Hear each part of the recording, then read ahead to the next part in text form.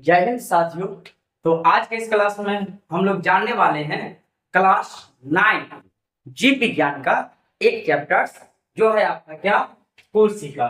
जो क्या बना रहा है आपका कोशिका। तो आइए, कोशिका को इंग्लिश में क्या कहते हैं? सेल कहते हैं। कोशिका को इंग्लिश में क्या कहेंगे? सेल कहेंगे। बिना देर किए हुए हम लोग अपने कंटेंट की ओर बढ़ते हैं।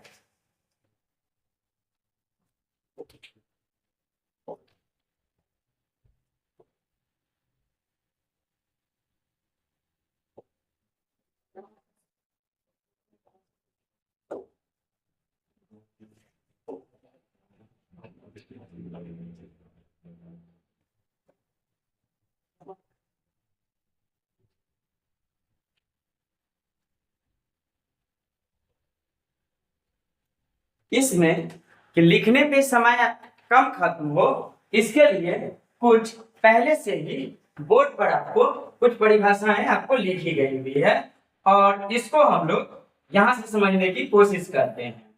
तो सबसे पहले अगर आप देखेंगे तो यहाँ पर आपको दिखाई पड़ेगा कि सेल चैप्टर्स जो कोशिका है, कोशिका के कुछ थ्योरी को यहाँ पर लिखा गया हुआ है।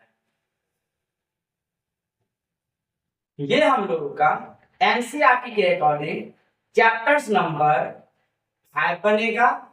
और अगर हम लोग भारतीय भवन की बात करें तो ये जीव विज्ञान का चैप्टर नंबर आपको 1 बनने जा रहा है। एनसीईआरटी के अकॉर्डिंग इस चैप्टर्स का जो नाम आपको डाला गया हुआ है या फिर भारतीय भवन के अकॉर्डिंग वो है आपको कोशिका जीवन की आधारभूत इकाई।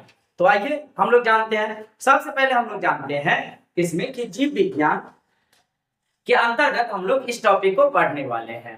कोशिका एक इस प्रकार की संरचना है जिससे मिलकर के हम सभी जीवों का शरीर बना हुआ है, चाहे वह जीव जंतु हो या फिर आपको पेड़ पौधा हो।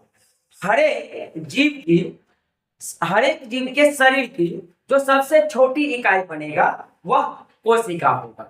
तो कोशिका का यहाँ पर परिभाषा दिया गया हुआ है कि कोशिका को जीवन की आधारभूत इकाई कहते हैं। कोशिका को जीवन की आधारभूत संरचनात्मक और क्रियात्मक इकाई माना गया है। आगे देखिए, अब कोशिका जब होगा तो कोशिका कुछ न कुछ पदार्थों से मिलकर के बना होगा। सिर्फ बिना किसी पदार्थ के तो बना नहीं होगा। तो कोशिका में जिस पदार्थ की हम लोग बात करते हैं वहां पर आपको मुख्य रूप से जो पदार्थ मिलने जा रहा है वह आपको कार्बनिक और अकार्बनिक पदार्थ पाए जाते हैं।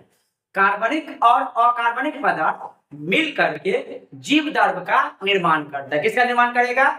जीव द्रव्य का निर्माण करते हैं। जीव द्रव्य को इंग्लिश टर्म में आप किसके नाम से जानेंगे? तो इंग्लिश टर्म में उसको आप प्रोटोप्लाज्म के नाम से आप जानेंगे। आइए जानते हैं आगे हम लोग।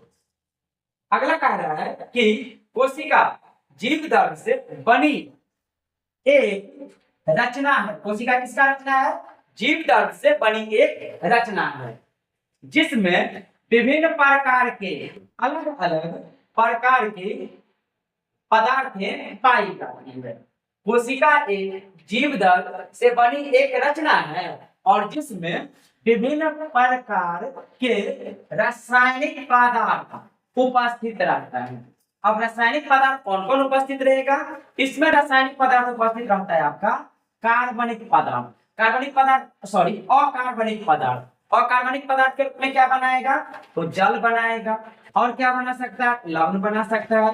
कार्बनिक पदार्थ के रूप में क्या बनाएगा?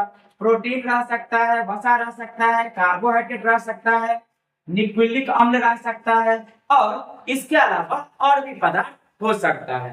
अब न्यूक्लिक अम्ल की अगर हम लोग बात करें तो न्यूक्लिक अम्ल के रूप में आपको डीएनए, जिसको आप बोलते हैं dioxy ribo nucleic acid, DNA dioxy ribo nucleic acid, और एसिड को हिंदी में क्या कहा जाता है? अम्ल कहा जाता है। आगे देखिए, एक न्यूक्लिक एसिड का उदाहरण बनेगा आपका आरएनए। डीएनए और आरएनए के सम्मिलित रूप को क्या कहेंगे हम लोग? न्यूक्लिक एसिड कहेंगे, न्यूक्लिक अम्ल कहेंगे। आगे बढ़ते हैं। कह रहे हैं क्या कि कोशिका जो है आपका, कोशिका में आपको दिखाई पड़ने जा रहा होगा कि कोशिका में यह जीवदल एक छिद्र युक्त, देखिए यहाँ पर कोशिका में जो ये जो आपका जीवदल है वह एक छिद्र युक्त चयनात्मक पारगम्य झिल्ली से घिरी रहती है। और उस झिल्ली को क्या कहा जाता है? तो आप कहेंगे कि प्लाज्मा झिल्ली कहते हैं। क्या कहेंगे? प्लाज्मा झिल्ली का दूसरा नाम कोशिका झिल्ली होता है। प्लाज्मा झिल्ली को दूसरे किस नाम से हम जानेंगे? कोशिका झिल्ली के नाम से जानेंगे। अगर आपको बगल में संरचना बना दे तो आप देखेंगे कि कुछ इस तरीका से आपको संरचना आपको दिखाई पड़ेगा। पहले आप कोशिका की संरचना देखिए, इसके बाद आते हैं इसके नोट पर। मान करके चलते हैं कि यह आपका कोशिका है और कोशिका की ये वह सबसे बाहरी घेरा है जिसको हम लोग क्या बोले हुए थे? कोशिका झिल्ली, कोशिका झिल्ली, यानी तो इसी को हम लोग प्लाज्मा झिल्ली कहते हैं। अब कोशिका झिल्ली एक आपका बाउंड्री से घिरी हुई रचना होती है। जब बाउंड्री से घिरी हुई रचना है तो इसके अंदर ढेर सारे पदार्थ पाए जाएंगे।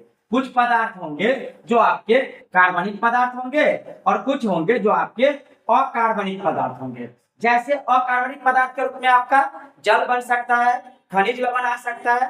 कार्बनिक पदार्थ के रूप में प्रोटीन हो सकता है, वसा हो सकता है, न्यूक्लिक अम्ल हो सकता है, कार्बोहाइड्रेट हो सकता है। इस तरह से ढेर सारे पदार्थ होंगे। अब समझिए, देखिए ध्यान से।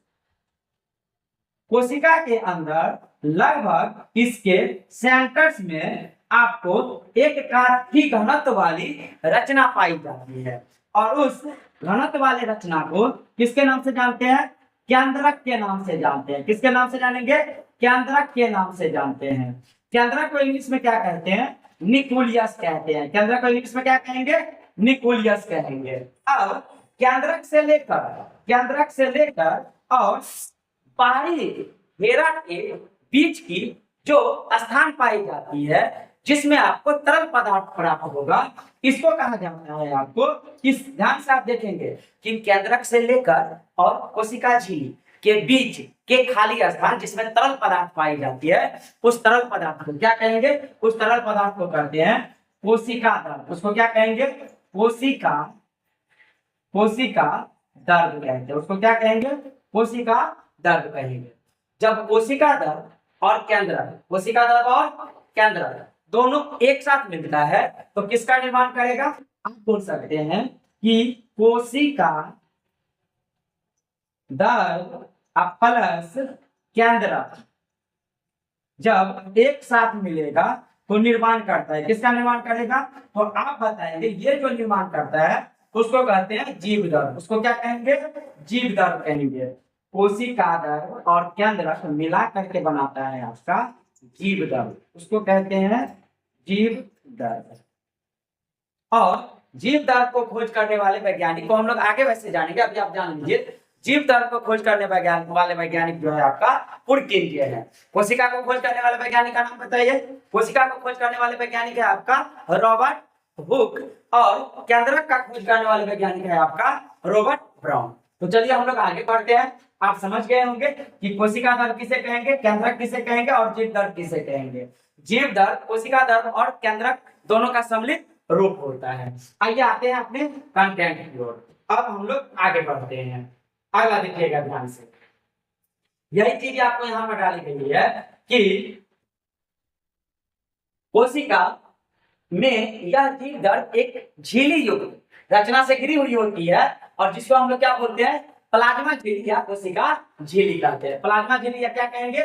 कोशिका झिल्ली कहेंगे। अगला है कि कोशिका द्रव, यही जो लाइन अभी जस्ट आपको तस्वीर के द्वारा समझाए हैं कि कोशिका द्रव और केंद्रक दोनों मिलकर के निर्माण करता है किसका? जीवद्रव का निर्माण करता है। किसका निर्माण करेगा? जीवद्रव का निर्माण करेगा। आइए अब है कि कोशिकाओं में विविधता मतलब क्या? कि कोशिका में भी अलग अलग प्रकार के कोशिकाएं आपको दिखाई पड़ेगा। भिन्न भिन्न प्रकार के कोशिकाएं दिखाई पड़ेगा।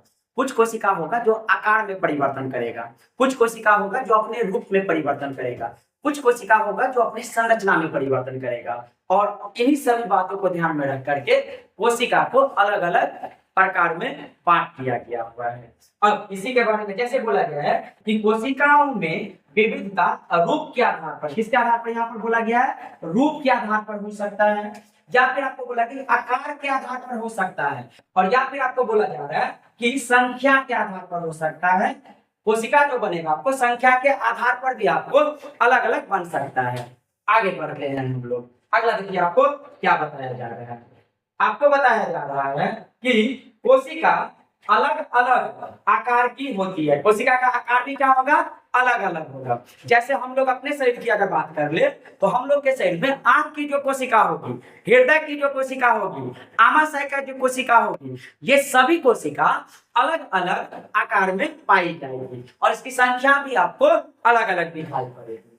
कह रहे क्या कि अगर देखा जाए कम से कम कोशिका का जो आकार कितना है, 0.1 माइक्रोमीटर। ये माइक्रो का आपका संकेत होता है, तो 0.1 माइक्रोमीटर। और यह किसमें पाया जाता है, प्लूरोनिमोनिया में पाया जाता है, इसकी ये आकार होती है। और अगर अधिक से अधिक आकार वाली कोशिका की बात कर ली तो वह बनता है आपका 170 गुने 135 मिलीमीटर के, 170 से लेकर के 135 मिलीमीटर के। और यह आपको कौन सा बनाएगा, चतुर्मुर्ग का अंडा कहलाता है। ये चतुर्मुर्ग के अंडे का जो आकार होता है उसकी आकार की आपकी बात की जा रही है। जीवाणु आप जानते हैं बैक्टीरिया को कहते हैं, और एक ऐसा बैक्टीरिया है जो हम लोगों के लिए क्या है, लाभदायक है। और वह कौन सा बैक्टीरिया है, लैक्टोबैसिलस नामक बैक्टीरिया है, जो मानव के लिए क्या है, आपको लाभदायक है। और ये किसमें पाया जाएगा, तो ये पाया जाता है आपको दही में पाया जाता है। चलिए आगे बढ़ते हैं। अगला देखिए, अगला क्या है कि जीवाणु की कोशिका 1 माइक्रोमीटर से 10 माइक्रोमीटर, कितना से, 1 माइक्रोमीटर से 10 माइक्रोमीटर व्यास तक की हो सकती है। और मानव शरीर की सबसे लंबा कोशिका जो आपको बनता है वह बनता है तंत्रिका कोशिका। कौन सा कोशिका बनेगा, तंत्रिका कोशिका। और तंत्रिका कोशिका को क्या क्या कहते हैं, न्यूरॉन कहते हैं। तंत्रिका कोशिका को क्या कहेंगे, न्यूरॉन कहेंगे। अब इसके बाद जो आपका टॉपिक स्टार्ट हो जाता है वह है आपका एक कोशिकीय जीव और बहुकोशिकीय जीव। तो एक कोशिकीय जीव किसको कहेंगे, वैसा जीव जिसका शरीर एक ही कोशिका से मिलकर के बना हो, एक ही नहीं, सिर्फ एक ही कोशिका से मिलकर के बना हो, उसे क्या कहते हैं, एक कोशिकीय जीव कहते हैं। और इसका उदाहरण बनेगा आपका अमीबा, पैरामीशियम, क्लैड्रोमोनास, ये सब इसके उदाहरण है। अमीबा में अगर आप देखेंगे तो अमीबा का शरीर जो होता है वह एक ही कोशिका से मिलकर के बना है। और जब एक कोशिका से मिलकर के बना हुआ अगर जीव आपको दिखाई पड़े तो वैसे जीव को हम लोग क्या कहेंगे, एक कोशिकीय जीव कहेंगे। अब अमीबा आकार में इतने छोटे हैं कि उसको हम लोग अपने खुले आंखों से यानी नग्न आंखों से उसको देख नहीं सकते हैं। तो कोशिका को देखने के लिए आपको किसका उपयोग पड़ेगा, तो आपको माइक्रोस्कोप यानी कि सूक्ष्मदर्शी की आवश्यकता पड़ेगी। अब सूक्ष्मदर्शी के बाद सूक्ष्मदर्शी भी उतने प्यूरिफाई नहीं है, तो इसके लिए किसका उपयोग किया जाएगा, जितने हो सकता है उतना तो सूक्ष्मदर्शी से हम लोग अध्ययन कर सकते हैं। लेकिन अगर सूक्ष्मदर्शी से सभी चीजों का अध्ययन नहीं किया जा रहा है तो फिर इसके स्थान पर किसको लाया जाएगा, तो इसके स्थान पर आपको इलेक्ट्रॉन माइक्रोस्कोप को आपको लाया जाएगा, इलेक्ट्रॉन कंपाउंड को आपको लाया जाएगा। आइए देखते हैं यहाँ पर। अब अगला कार्य है कि बहुकोशिकीय जीव। एक कोशिकीय जीव का आपको उदाहरण याद रखना है कि वैसा जीव, परिभाषा के रूप में आप देखेंगे तो वैसा जीव जो एक ही कोशिका से मिलकर के बना है उसको क्या कहेंगे, एक कोशिकीय जीव कहेंगे। जब कोशिका एक है तो उसमें संरचना, उसमें कार्य करने की गुण भी एक ही कोशिका के द्वारा सारा किया जाएगा। अगला देखते हैं, इसके उदाहरण के रूप में आपको मिलेगा अमीबा। उदाहरण के रूप में क्या मिलेगा, अमीबा, और एक उदाहरण मिलेगा आपका पैरामीशियम, और एक मिलेगा आपको क्लैड्रोमोनास। आइए देखते हैं अगला है बहुकोशिकीय जीव। बहुकोशिकीय जीव को इंग्लिश में आप क्या कहेंगे, multi cellular organism. Multi cellular organism बहुकोशिकीय जीव जब एक से अधिक कोशिका से किसी भी जीव का शरीर का निर्माण होता है वैसे जीव को क्या कहते हैं, बहुकोशिकीय जीव कहते हैं। अब बहुकोशिकीय जीव का उदाहरण हम लोग भी हो सकते हैं, गाय, भैंस, बकरी भी हो सकता है, और पेड़ पौधा भी हो सकता है। तो इस संसार में ढेर सारे अत्यंत जो आपको दिखाई पड़ रहा होगा उसमें मैक्सिमम या कि सभी की सभी आप बोल सकते हैं कि किसका उदाहरण बनेगा, बहुकोशिकीय जीव का उदाहरण बनेगा। हम लोग के आसपास जितने भी सजीव जीव है वह सभी के सभी किसका उदाहरण बनेगा, आपको बहुकोशिकीय जीवों का उदाहरण बन जाएगा। तो बहुकोशिकीय जीव में दो उदाहरण रखा गया, पौधा, एक उदाहरण आपको क्या रखा गया हुआ है, पौधा, और एक उदाहरण रखा गया आपको कि जंतु। तो जितने भी पेड़ पौधा है सारे इसका उदाहरण हो जाएगा, और जितने भी जंतु है सारे इसके उदाहरण में आ सकता है, जो बहुकोशिकीय है, एक से अधिक कोशिकाओं से मिलकर के बना हुआ है। अब इससे आगे हम लोग अगले क्लास में यानी अगले लेक्चर्स में हम लोग बात करते हैं कोशिका के और भी अत्यधिक कार्यों के बारे में, किस प्रकार से कोशिका की खोज हुई और किसके द्वारा कोशिका का खोज किया गया। तो मिलते हैं अगले क्लास में। Thank you.